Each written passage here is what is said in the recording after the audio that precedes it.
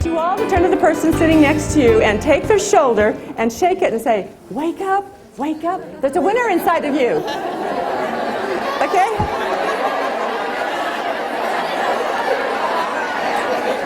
That fabulous American, Helen Keller, who was deaf, dumb, and blind, said that she could feel the twinkle in humorous Mark Twain's eyes when he shook her hand.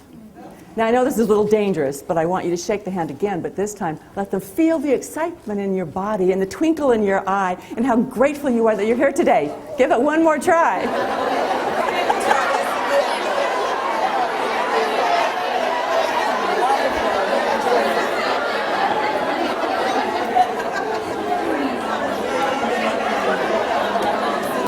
Charisma is the way that you greet people, and the energy that you have in your body, and the way that you look them in the eye, and the way that you make them feel that they're a special person, or that they're important to you. Anyone in here ever make an angel food cake from scratch? We have a few people. What do you have to do to the eggs before you make an angel food cake from scratch? Separate them. I need someone to come up here and separate my egg. Okay, let's see. Here's the first break. Good, good, good, good, good. Yeah.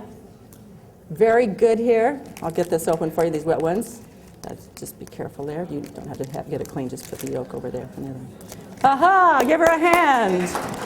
Now, what does this have to do with our discussion today? This represents behaviors. You can beat up behaviors and talk about behaviors, okay? But do not touch the yoke of the people. Do not touch their yoke, their self-esteem. Yeah. Seward Smith was the head of the Army Research Institute at Fort Benning when I was doing some work down there for them. And we had lunch together, and he said, Karla, you can't imagine what happens to these young people when I bring them in, set them down in my office, and I describe this project to them, and they get so excited. They bite into this project. And then he says, I look at them and I say, if this project flies, you will get all of the credit. If it flops, I'll take the rap. So is he protecting their yoke? Yes. He's protecting their yoke. Do you know what that does inside of people? Unleashes untold creativity and untold dedication, untold loyalty to you. So think about it. Don't just not break their yoke, but protect it as well. I threw everything in my suitcase, and halfway to the airport, I remembered my favorite black jacket was still hanging in the closet. Yeah, I see your eyes like, oh no. And I called the front desk, and this wonderful young man said, don't worry, ma'am, I'll get it for you, and I'll mail it to you. So sure enough, here comes this box.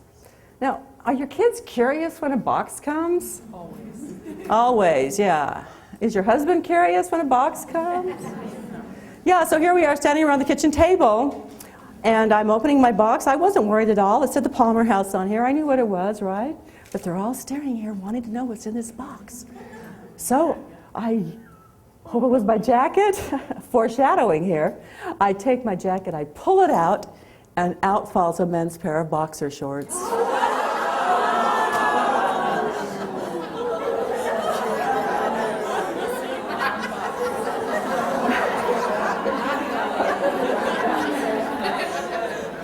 You should have seen the look on my face, but it was nothing like the look on my husband's face.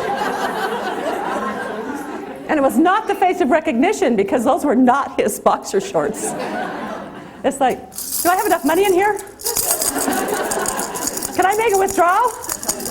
I got a letter inviting me back to my 20-year reunion. Has that happened to anyone?